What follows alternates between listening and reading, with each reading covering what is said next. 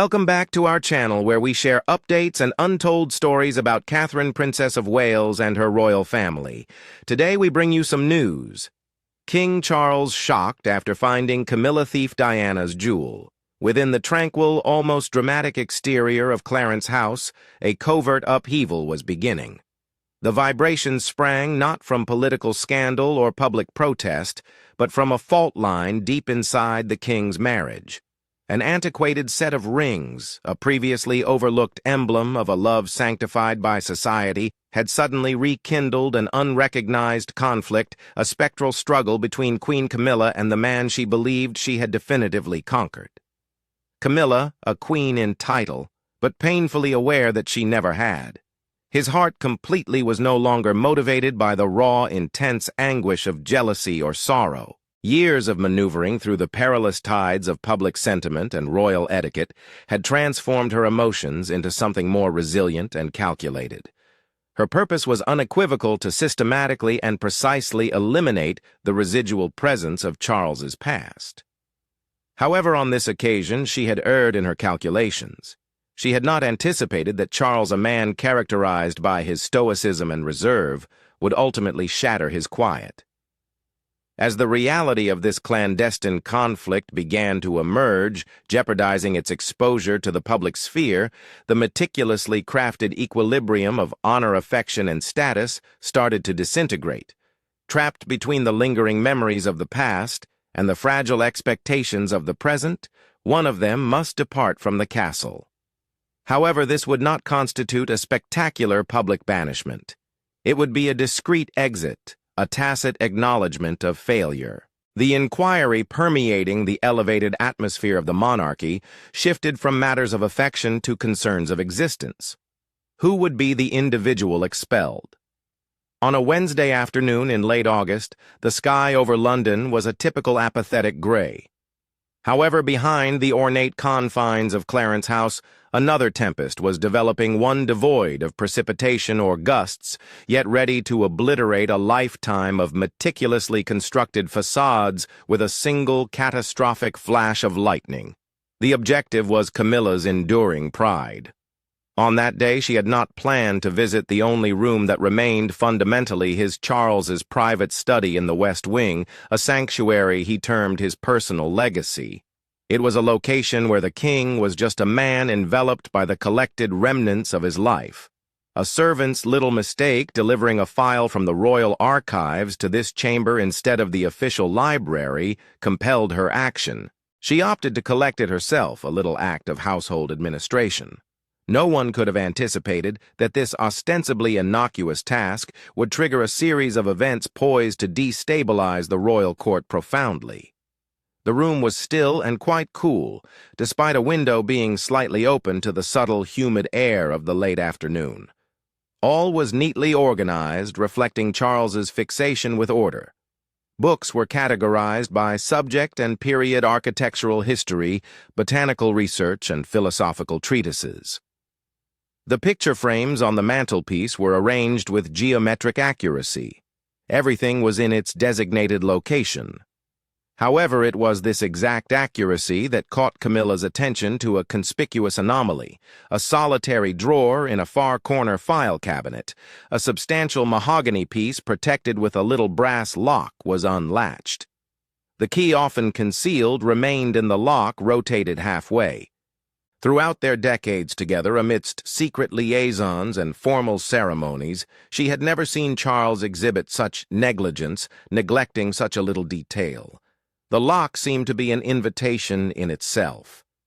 Compelled by an eerie, frigid foreboding, she advanced toward it. Her hand, embellished with the substantial gems of her present status, extended toward the drawer.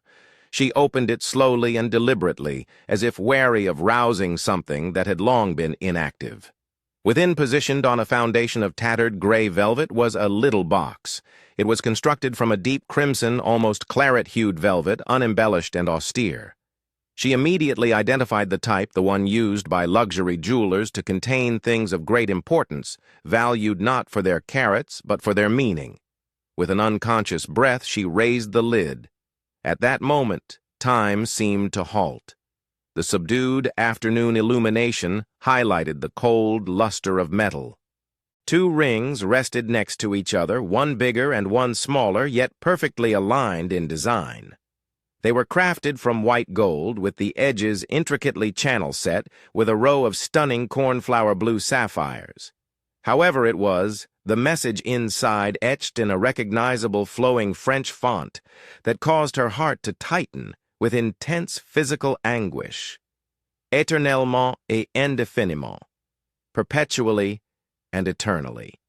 An explanation was unnecessary. She was well aware of what they were. The coupled rings, Charles's and Diana's. Not the renowned engagement ring recognized globally, but rather something intimate, something clandestine. A pledge made in private, a commitment that pierced the core of the life Camilla had constructed. Her hands started to shake, not due to fear, but from a powerful, embarrassing blend of anger and invalidation. She was the queen, the consort, the lady who accompanied the king at every state banquet, procession, and solemn occasion. She epitomized the monarchy's contemporary visage. In the most secluded drawer of his most intimate chamber lay a memento of his love for a lady long departed, a woman whom Camilla had devoted half her life to overshadowing, only to discover that her specter remained more formidable than ever. She forcefully closed the box, the noise disproportionately resonant in the still room. Grasping it in her palm, she exited forcefully, her practical heels striking hard on the glossy flooring. She neither screamed nor cried. Her demeanor was unwavering, a facade of noble restraint. Her eyes radiated a frigid wrath capable of incinerating the marble hallways, a smoldering fire rekindled after decades. She remained up that night. The package rested on her dressing table, a mute crimson indictment. The next morning, the conflict began. It was frigid and silent, but more intense than any altercation could ever be. Charles was having breakfast in the little bright dining room that overlooked the grounds. His routine was as unchanging as the monarchy, a solitary cooked egg toast, accompanied by his customary handmade orange marmalade and a cup of Earl Grey tea, the handle of which was consistently angled to his left, as it had been every morning for more than 20 years. He gazed upward as Camilla arrived, his demeanor serene. He saw her look instantly. Her visage was devoid of cosmetics, and her hair was freely and haphazardly secured. However, the most notable aspect was her gaze, the same hollowed, repressed rage he had seen in the eyes of other courtiers on the night of Diana's death. "Did you retain it?" she inquired. Her voice seemed fragile, as if it had not been left to recuperate. She positioned the red velvet box on the pristine white linen of the tablecloth that lay between them. She refrained from opening it. The gesture sufficed. Charles surveyed the contents before redirecting his gaze to her. He comprehended immediately. However, rather than exhibiting panic or offering reasons, a manifestation of fatigued resignation emerged on his countenance. He placed his teacup delicately in its saucer. "Camilla," he continued, his tone deliberate, "it is merely an object. Merely an object." Her voice faltered, revealing the steadfast composure she struggled to maintain. "Do you refer to a symbol of your everlasting affection for Diana as merely an object? That is not the case," Charles said calmly, but his eyes reflected a profound, familiar pain. "It constitutes a fragment of memory. She was the progenitor of my boys, the next monarch. I retain it not for the affection you presume, but out of obligation to history. It is an aspect of history that I cannot and must not obliterate." Chronicle Camilla emitted a brief, acrid chuckle, devoid of humor. "I am the present, am I not? The facade you display to the world, the one you give to presidents and prime ministers, conceals a cherished memento from the lady whom the media will always favor over me." Charles remained unresponsive. He bowed his head, his eyes directed towards his hands placed on the table. A deep stillness enveloped the chamber, laden with unexpressed grievances, a persistent history, and an inescapable powerlessness that even a king could not dispel. Camilla gazed at him, the image of his lowered head evoking a profound personal betrayal. For years, she had withstood the public's relentless scrutiny, acquiescing to her position as the successor, the one who shouldered the guilt. She had endured the insults, the comparisons, and the incessant ghost tales. Throughout all circumstances, she maintained a singular conviction that ultimately she and Charles were destined for one another. They had ultimately expelled Diana's specter from the royal hallways. However, upon seeing those rings and hearing him reject them with the frigid term, duty, she recognized the reality. The past was not dead. It was just in a state of slumber. Camilla had never really triumphed. She had been granted just a provisional ceasefire. As the servants withdrew, the huge oak door clicked shut, leaving the two kings alone in the ostensibly serene environment. Camilla's serenity ultimately fractured. She rose, suddenly maneuvered around Charles's chair, and with a swift, intentional motion grabbed the velvet box off the table. "You will not retain it," she said, her voice a subdued hiss of repressed fury. "I shall not permit you to retain it." Charles gazed at her, his eyes betraying a glimmer of perplexity, as if he were unable to grasp this escalation. He remained silent, only extending a hand towards the box. However, Camilla was swifter. She reclaimed it, holding it to her chest like a kid might save a treasured toy from an adult's reach. "What actions will you undertake? Conceal it once more," she contested, her voice elevating. "Conceal it from me as you have concealed your genuine emotions all these years. Camilla, please compose yourself," Charles said, his tone kind but more firm. "I am not concealing anything. This matter should not be contested. No combat." Camilla's voice was incisive, each syllable a fragment of glass. "What is this, if not a conflict? You grasping a memento of affection for a deceased lady, while I, the one there with you daily, was entirely unaware of its existence." Before she could proceed, Charles rose suddenly. He surpassed her in height, and for an instant the monarch's power was restored. He approached her and extended his hand once again, this time with authority. "Hand it over to me, Camilla. I will store it." "No." She retreated, concealing the package behind her back. "If you wish to retain it, then at the very least possess the fortitude to acknowledge to me directly that you have never genuinely relinquished Diana." "You are exaggerating this situation significantly." Charles clenched his teeth. In a rare moment, a primal manly fury manifested on his aged visage, revealing the underlying regal facade. "Provide it to me, currently." They confronted each other sufficiently near to feel the warmth of their breaths, the strain in the atmosphere between them like a taut steel wire on the verge of breaking. Subsequently, with a swift and resolute action, Charles advanced and seized the box from her grasp. It was not aggressive, but it was plenty strong to cause her to stagger back a step. Camilla remained silent. Her complexion became ashen, her eyes ignited with a blend of astonishment and rage. Her empty hands became tight fists at her sides. Charles grasped the box as if protecting a vulnerable fragment of history, his knuckles pale. He left the room without uttering another word. The door shut forcefully behind him, a resounding, conclusive noise that signified the end of a chapter. That evening, Charles did not make an appearance in any of the shared sections of the home. He dined solitarily in his western study, a chamber designated for the storage of his handwritten works on ancient architecture. He unlocked a tiny contemporary safe located behind a bookcase brimming with leather-bound first editions. He discreetly positioned the red velvet box therein between antiquated state papers and unscented correspondence from his sons. He secured it not alone to conceal a secret, but because he understood with unsettling certainty that if Camilla were given the opportunity, she would ensure that thing did not endure. He had never contemplated that a remnant from a bygone individual might provoke such a tempest. However, he may have been mistaken. Memories, particularly of an individual formerly revered by society, may never be entirely concealed. 3 days later, a calculated and meticulous strategy was initiated.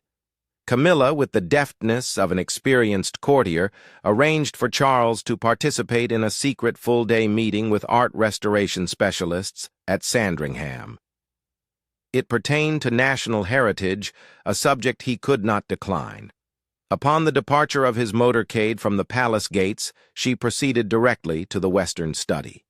In her palm, she had not a key, but a security plan, the blueprint for a coup she had conceived during the prolonged, restless nights after their clash.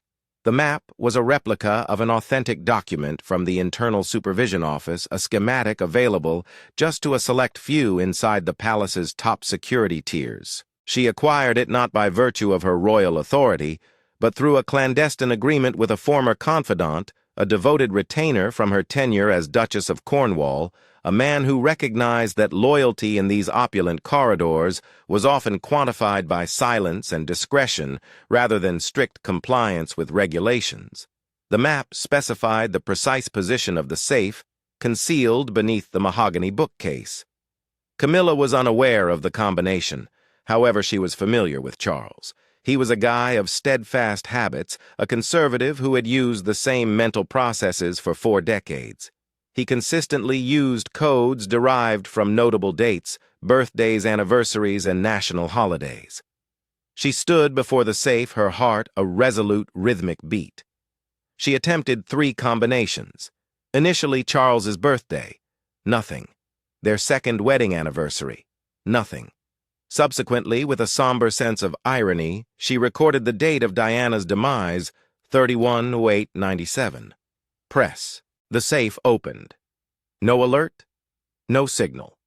The mechanism was engineered to activate only in response to forced access rather than a properly inputted code.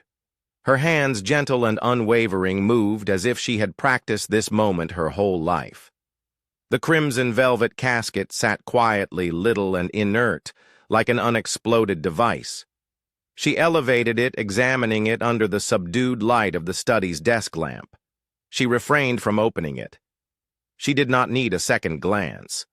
The package was placed inside her purse. What she needed at this moment was a strategy to guarantee that this thing would never reappear. Her destination was Mayfair, the affluent neighborhood in West London, renowned for its antique jewelry stores, quiet auction houses, and family jewelers who conducted deals where confidentiality surpassed the value of any receipt. Camilla had orchestrated a clandestine meeting with Harold Fairchild, the owner of Fairchild & Sons, a jeweler esteemed by the elite for one exceptional trait: he never posed more than 2 inquiries, and always understood when to disregard what he saw. The store, located in a 3-story Victorian brick edifice, was distinctly apart from the hustle of London. Within a gentle golden light, enveloped glass cabinets, while the aroma of aged wood and leather created an ambiance that was both opulent and frigid. Camilla used a discreet side entrance, designated for customers whose visits were to remain unrecorded. Her face, subtly adorned and partly obscured by a traditional wide-brimmed hat, was sufficiently inconspicuous to evade casual scrutiny. Her eyes nevertheless revealed a terrifying determination. Harold Fairchild, a guy in his 60s, bald and slender, but with keen, intelligent eyes, donned black leather gloves and a dark suit that merged with the shadows of his business. He remained silent upon her entrance, only inclining his head and motioning for her to take a seat at a polished ebony table. No identities were disclosed. No introductions were necessary. Camilla set her leather purse on the table, unfastened it, and extracted the red velvet box. She propelled it across the table. She was not required to elucidate. She recognized that Harold, whose eyes had been refined by 30 years of examining diamonds and the subtle abrasions on vintage gold, would comprehend its importance without verbal communication. He opened the package with meticulous precision. The ceiling light reflected off the rings. Toujours et à jamais shone like a neglected promise. Harold's forehead momentarily wrinkled, not due to uncertainty, but from acknowledgement. This was an extraordinary article. Dispose of it or obliterate it. He inquired, his tone subdued and impartial. "Sell it," Camilla said tersely. "No public declaration, no documentation of origin. I want its removal from London, from England, and from Europe, as far as feasible. Its worth is considerable, and not solely due to the materials," Harold said deliberately, his gaze concentrated on the rings. "Objects such as this. They embody history. Not everyone would engage with it." "I am aware," Camilla said, her eyes steadfast. "I do not need a receipt. I need assurance." Harold acquiesced. "I possess a customer in Singapore, an aficionado of unidentifiable antiquities. He will accept it." "That will suffice," Camilla said, rising. "I appreciate your assistance, Harold. Furthermore, kindly disregard my presence here." He bowed quietly as she departed. The store door closed behind her with a gentle click, reminiscent of a definitive separation. What she failed to consider, however, was the one element neglected in every clandestine transaction: the unyielding gaze of technology. A little coin-sized lens discreetly captured all movement in the area over the side entry after 9:00 p.m. The installation of a new security system was prompted by the Royal Heritage Office to safeguard transactions related to historic objects. The camera was triggered only by atypical motion. A lady wearing a wide-brimmed hat entered via a private door at 22:57, which was sufficient to activate it. A time-stamped date and a concise snapshot of her face were recorded. Unbeknownst to her, a duplicate of the tape was temporarily archived on the Royal Internal System's hard disk pending a normal examination. In Singapore, Marcus Yeo, a notably quiet but opulent collector in Asia, received a parcel.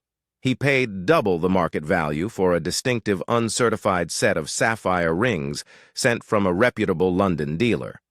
Upon opening the package, he hesitated. He narrowed his eyes, leaned in, and retrieved a jeweler's loupe. It was not just the artistry that astonished him.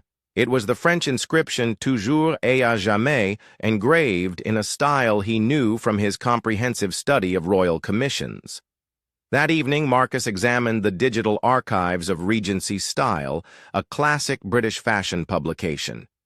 He queried engagement ring sapphire paired, restricting the period range to the late 1990s. A piece from August 1997 was published only weeks before Princess Diana's tragic tragedy. The headline stated, "Unrevealed Symbols of Affection, the Concealed Matching Rings." An unknown designer commissioned by a distinguished royal gentleman was cited for creating a set of rings intended as a secret present, symbolizing a silent commitment. The included photograph was unequivocal. The next morning, Marcus sent a concise, courteous email to the Royal Heritage and Personal Assets Office in London. He sent a photograph of the rings and a link to the story. "I recently obtained this set from Harold Fairchild's establishment," he wrote. "I contend it possesses considerable historical significance, and I am unsure whether it departed London via official means." The email arrived with unexpected impact. It did not reach Charles immediately. Nevertheless, upon arriving at his desk via his internal communications advisor, he became immobilized. The rings Camilla had taken, which he had secured with a code serving as a subtle homage to Diana, were now possessed by a foreign collector. An instinctual need compelled him to instruct the Internal Security Office to examine all delicate item extractions from the preceding 30 days, including surveillance from jewelers under the royal family's discreet monitoring program. 3 days later, the footage from Fairchild and Sons was sent. The 3-minute and 42-second video showed an elderly lady clad in a black coat and a wide-brimmed hat. She evaded the camera, but for a brief instant as she turned to address the doorman, the lens captured her visage. For Charles, a mere glimpse sufficed. The ocular organs, the position, the majestic inclination of her head. Camilla. That evening, at a modest formal event at Clarence House, Charles called for her. He grasped an iPad. The video halted on that solitary, incriminating shot. Before a select group of apathetic, esteemed visitors, he leaned in and said in a terrifying whisper, "I trust you secured a favorable price." Camilla's countenance became pallid. She comprehended immediately. She had no words left to justify herself. "I merely sought to conclude what you were unable to relinquish," she said, her voice quavering. "No." Charles set his gaze as frigid and unyielding as the jewels adorning the ladies around them. "You were reluctant to conclude the past. You intended to eliminate it. Eliminate Diana. Eliminate my boy's mother. Eliminate the person I once was." This evening he said, his tone becoming a cold whisper. "You shall depart from the palace." Her eyes ignited with a last glimmer of defiance. "What is the rationale for my attendance? You own a memento of a deceased lady, yet I am the one living next to you. Do you have the audacity to deport me? I will not go. What are your capabilities?" Charles remained silent thereafter.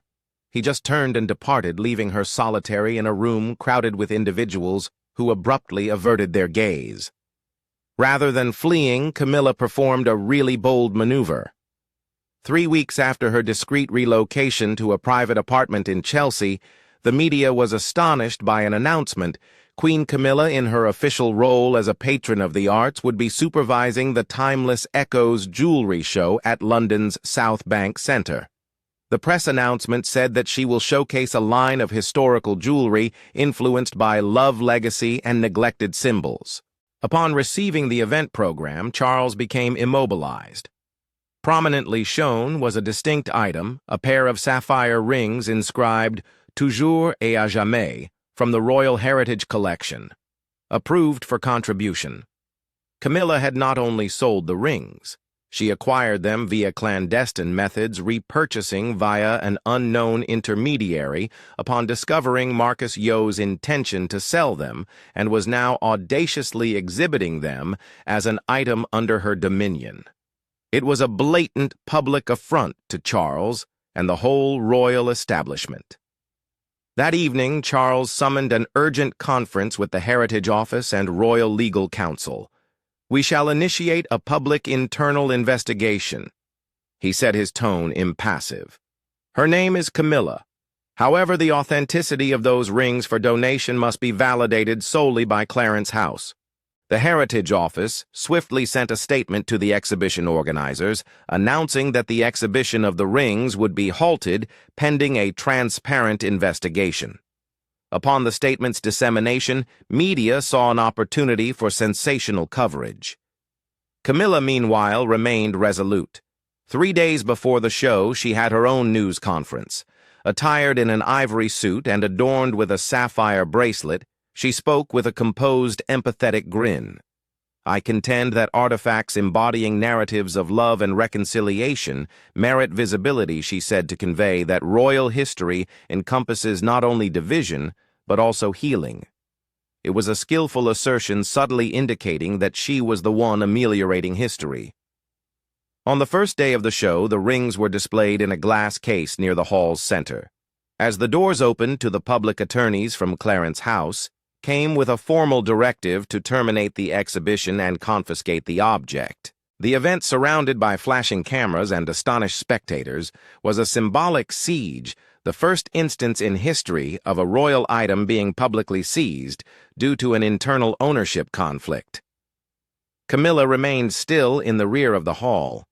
An attendant subsequently claimed she embedded her nails into her palms for 10 minutes, resulting in red marks resembling stigmata.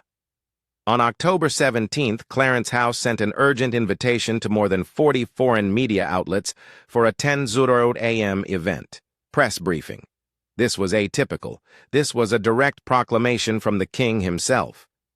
Upon Charles's entrance into the palace's main hall, there was no regal celebration but the hurried snapping of cameras. Clad in a navy suit, his expression stoic, he faced the audience and addressed them extemporaneously. "Today I address you not as a monarch, but as a father, a husband, and the custodian of a legacy linked to the public's trust," he said, his voice distinct and resonant. "I affirm that an object of symbolic significance, a pair of rings once owned by the late Princess Diana, was extracted from royal custody without transparency. I affirm that the individual accountable was someone I formerly trusted entirely. He paused, allowing the significance of his words to resonate. I level no allegations. I do not use honor to either justify or condemn. The royal family has no authority to alter history or to claim ownership over the memories of individuals, whether they are alive or deceased. I have ordered the immediate termination of all internal palace rights for the person concerned. All symbolic artifacts will be returned to the National Archive, where the public, not an individual, will serve as their custodian. He completed his task, pivoted, and exited. No inquiries were made. The press conference concluded in a state of astonished stillness. It constituted a definitive severance detaching the last connection, linking Camilla to royal dignity. 3 days later, at 5:00 a.m., a charcoal gray Range Rover departed from Camilla's apartment in Chelsea. She occupied the rear seat, surrounded by 2 antique leather luggage on her route to a remote manor in Sussex. At a red signal near Tower Bridge, a group of reporters identified the vehicle and surrounded it. A camera lens positioned against the back window captured a solitary, evocative picture destined for magazine covers globally. Her silver hair elegantly pinned her eyes partially closed, and her hands poised on her knees like a statue wrought from remorse. The title was succinct, harsh, and definitive: The Last Woman to Depart the Palace. Camilla lived quietly at her home in Sussex. The public saw just the cancellation of her royal obligations and the removal of her official profile. What they failed to see was the journal she now maintained. On ivory sheets with the same purple ink she had used for clandestine love letters to Charles, she inscribed words destined never to be sent. I have no regrets about my affection for him. However, I erred in believing I could substitute what he was unwilling to retain. Diana never tormented me, as is often stated. My demise was caused by my dread of her shadow. I did not appropriate the rings for their worth. I appropriated them to compel Charles to relinquish, if only for a moment. I was unaware that via his quiet, he had already released me. That fall, Clarence House hosted a public display of Princess Diana's personal items for the first time since 1997. The title was devoid of phrases associated with memory or suffering, instead bearing a straightforward and modest phrase: "We are only keepers, not owners of the past." The sapphire rings were displayed in a center glass cabinet. The inscription underneath them stated "A private gift, misplaced recovered, and now integral to the collective memory of the country." Charles was absent at the opening. He sent a brief letter read on his behalf, which culminated in a phrase that resonated through the hushed, respectful halls. "Love is not quantified by the duration of our time together, but by the extent to which we retain the essence of the other long after their departure." Thank you for watching the video. Please let us know your thoughts, and goodbye for now.